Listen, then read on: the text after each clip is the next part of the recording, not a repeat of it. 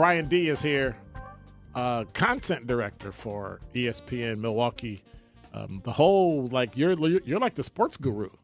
I don't know if I'm the guru. I would call myself the coach. I make gave sure. You compliments. You gotta say. No, I appreciate that.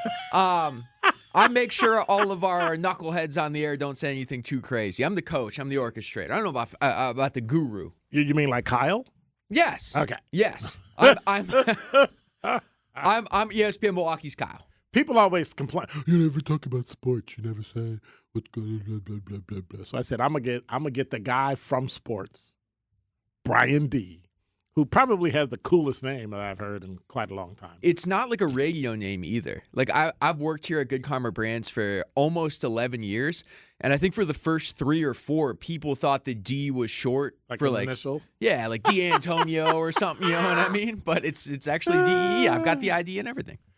Show you my driver's license. Don't have kids. Not yet. And name them something.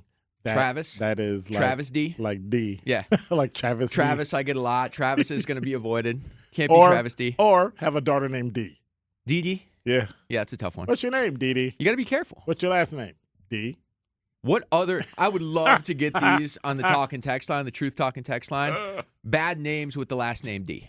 Wow. That could be fun. Do that? Huh? 833-212-1017. You can hit us on the YouTube chat too. I'm just saying.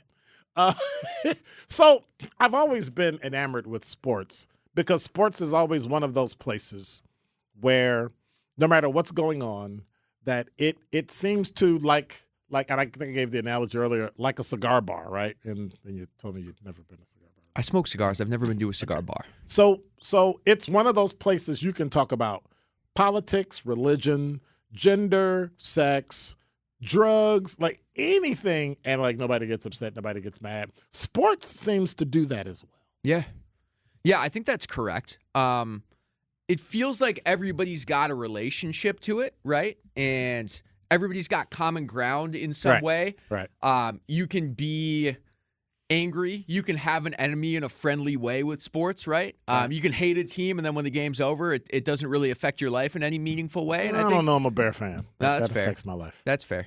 I'm coming off a tough AFC Championship game loss for my team too, so I'm having a rough week. But I think that having that fake place, that getaway, where we can all get together and not act like ourselves for if it's football 3 hours a week, is healthy in some capacity, whether that's negative or positive, right? But is it fake? So when you say fake, what do you mean by that? I'll give you an example. So like I went to the Bills-Chiefs game. I grew up in Western New York, huge Bills fan. Okay. Drove down there. Say no more. And I'm acting in a way at the game that I probably wouldn't act here with you in a studio. But is that fake, or is that really a part of you? It probably is a real part of me that only comes out in a specific situation. This is the interesting thing about talking to Ken every time, is he's a great listener, and he'll challenge your own thoughts on things. So I thought it was fake until Ken just told me, nope, that's a deep, ugly part of you that was cursing at Kansas City Chiefs fans. And then he adds words to it, as I say, so make it sound even worse. But again, it kind of proves my point. It's that place where you can just be you.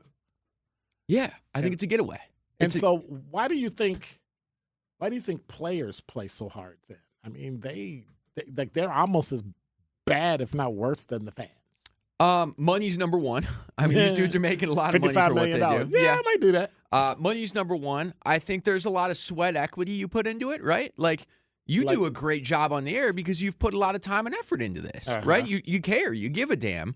And then if you're going to go super meta with it, right, you're representing a group of people that are bigger than you. I think back to when the Bucs won the championship, 2021, the middle of the summer, and I was fortunate enough to be in the arena for that Game 6, covering the championship game for our sister station, 620 WTMJ. And I went out onto that balcony on the top of Fiserv Forum there and just overlooked this massive people. They said it was 60,000 people. I think it was closer to 100. Yeah. And it was everybody. Like, the whole city of Milwaukee was bought in. It didn't matter what community you were from, what your background was, how much money you had, education, none of that. Didn't matter. Everybody was there. Yeah. So I think to answer your question about the players on the floor, you're representing a community, a group of people that cares a lot, means something. And so that whole moniker of teammate, right, kind of bring something to it, but others seem to have that down a little better than other people. How does that transfer sports to life? I mean, we talk about team, but then you see some places that are a team. What do you think those elements what are those elements that make up a great team? I think it's relationships. You have to care about the people. Like, we've all seen teams you see guys arguing on sidelines, right? You see guys cussing at each other on the sideline, and then are on the same team. You're like, oh, they're not jiving. But that 2021 Bucks team, like, they're hanging out outside of the facility, right? They're comfortable with each other's families. I think it comes down to relationships, much like it does in any workplace, right? Regardless of where you're working at, if you care about the people around you outside of the job you're there to do, that inevitably is going to bleed into the job that you are doing, and I think that's where you see the tighter-knit teams that are successful. Cool. 833-212-1017 is the number. When we come back, I got some questions I got for you. Oh, boy. That you got to answer cold. Cold. You can't. Are these yes or no? Are they? You'll just have to find out. Okay, I'm excited for this. Because it's about sports and it's about life. I'm ready. All right. My guest is Bryan Dee, content. What do you want me to call you? Like content guru, master? I don't want guru or master. I'm not a guru or master at anything. Anything. You can just call me Bryan or D. I want to get to some of these names, too. These bad names for my future kids with the last name D. Bad names for future kids with the last name of D. Well, we got about 3 minutes to figure that out. You're listening to Truth in the Afternoon. I'm your host, Dr. Ken Harris. 833-212-1017 is the number. It's a shame when you have people that are younger than you that hear music for like the first or second time. What are you shaking your head at Jason Smith for? I'm like, it's like, I mean, I would make a really bad joke, but I'm not.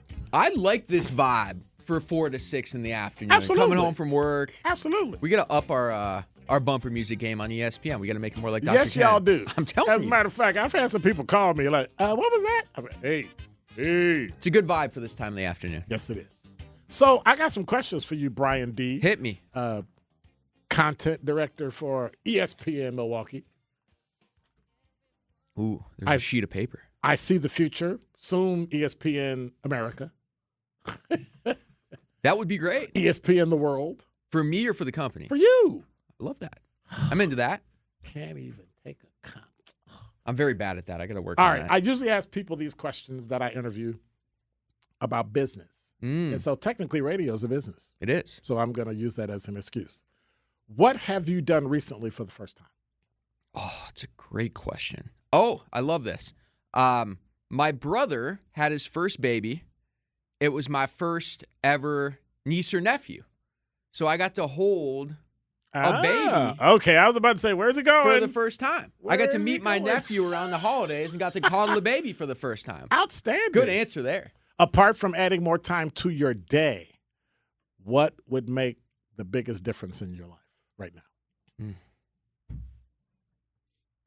I got to start running more.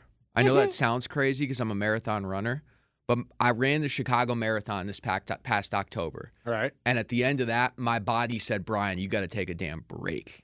Like, you know those moments where it's just like your body's tired? Yeah.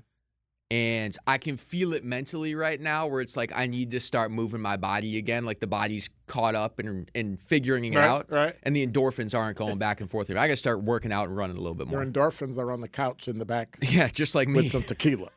Okay. It was a boozy holiday, like it is for most people. What one thing do you have to do every single day? Oh, man. It People should need be to get running. To know you. Well, I've taken a break, but seriously, like for 4 or 5 years, if I didn't run every day, my wife would be like, dude, you got to get out of the house for a mile. Like, I remember. Like, that was my therapy. In Whitefish Bay, it didn't dawn until somebody said, oh, yeah, somebody said that. I said, oh, that was Bryan Dee. It didn't dawn on me that all those days I saw people running, it was you. I remember seeing you on a run like a year and a half ago. You were sitting outside a coffee shop at Whitefish Bay like, Dr. Ken, what's going on? So that is the thing that that's your more thing. Days than not, I need that for my sanity and my therapy. My body just needed a break. Okay. What's the first thing you do in the morning? Be nice. We just talked about this in the break when we were talking about cigars. I'm a coffee fiend. So Okay, even if it's not the exact first you cannot say that on my show without using the word we. We are coffee fiends. Okay. There you go. All right. Coffee is my lifeblood. I worked early mornings on WTMJ for 4 or 5 years. When you're at 3 o'clock in the morning, that's just survival. Yes. But I also enjoy an afternoon coffee too. Afternoon coffee feels more luxurious to me. It's my comfort drink. Yes. Right. So I worked in radio at WGN in Chicago. Show was 11:30 to 5:30. So you had a 6-hour show? Yeah. So coffee became a thing. Would you do 6 hours on 101.7 The Truth? Yeah. But then I would add more interviews. Like we did a lot of celebrities and all that. And the cool thing was, if you're in the Midwest, it's only 10 a.m. it's only 10 p.m. in LA. Yeah. So you could get all the people that are missing and leaving and don't know. Do you have a go-to coffee spot in Milwaukee? You want to shout anybody out? Starbucks. Starbucks, but good. Probably Bigsby. Downtown, Oh, sure. Downtown. That's the new one in Red Arrow Park there. Yeah, I'm a coffee snob. And I went in there, and I think, well, I'm downtown, and I got to go across the street to the PAC. We were doing a live broadcast on King Day. Yep. Let me go get me some coffee. Parked Bigby's right good, in front. man. Went in. Dude, I was like, So now I got to figure out ways to route myself through downtown to get a cup of coffee. Isn't that the worst? So getting back to first thing in the morning, I had a coffee shop close near my old apartment, and I don't think it's over-exaggerating to say it screwed up my entire Did you life. cry? I didn't cry, but like my whole routine was just totally screwed because the one coffee shop closed. And so now I'm trying to think, okay, I got to go downtown. All right. And I find myself on Water Street. Yeah. With these orange letters going, come buy coffee. So I just go buy. They're staring at you. It's just. I think this is an addiction, but I think there's worse things to be addicted to. I'm okay because I drink like this much water for every small coffee I drink. Oh yeah, I gotta so figure I'm that one out. of those. I gotta be better at that. Well, I'm older than you, so I gotta do that. My kidneys talk to me every day. And So that's the first thing I do in the morning. Okay. Is I find a cup of coffee, whether it's at my house or local spot. What song is in your head right now? I get everybody with that one. You know what's funny?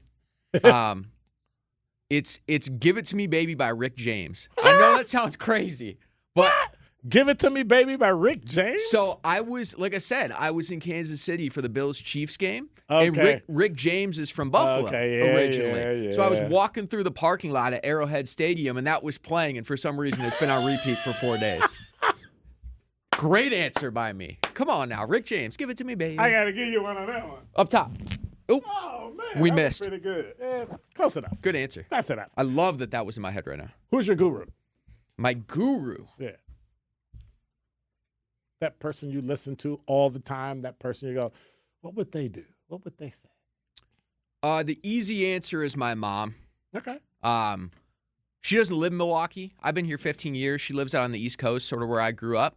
So I always appreciate getting to spend time around here because as I get older, it's been less and less. But she's the one person where if I'm in a real mental pinch and I need somebody to say, dude, it's going to be okay, that's her. That's my mom. But isn't that her job, though? Yeah, of course. But it doesn't mean it's not. The only reason you call is to get her to say it's going to be okay? I hope she means it. Like, is it going to be okay because she said it's going to be okay? Or is it going to be okay because it's going to be okay? Let's flip that. This is your job. Are you saying things because you mean them? Or are you saying it just to get more people to listen? Both. Okay, fair enough. So maybe that's what my mom's doing. She's like, I got to get him out of here. Like, he's been in the basement too long. Yes. Well, the proverbial basement, 1,500 miles away. Correct. Okay, all right. So what in your wardrobe do you have to wear the most? Ooh. Like when people see you, they go, oh, look, there's Bryan. How'd you know that? Because he's wearing. We're kind of wearing the same sweater right now, by the way, in like different colors. We got the same type of sweater on right now. Yep. I'm a big sweater guy. I have different thick sweaters. I mean, we live in Wisconsin, right? So I feel like I'm gonna get dumped or something. I've got one like comfortable. Really? Wow, we live in Wisconsin. Imagine what do you want me to pick?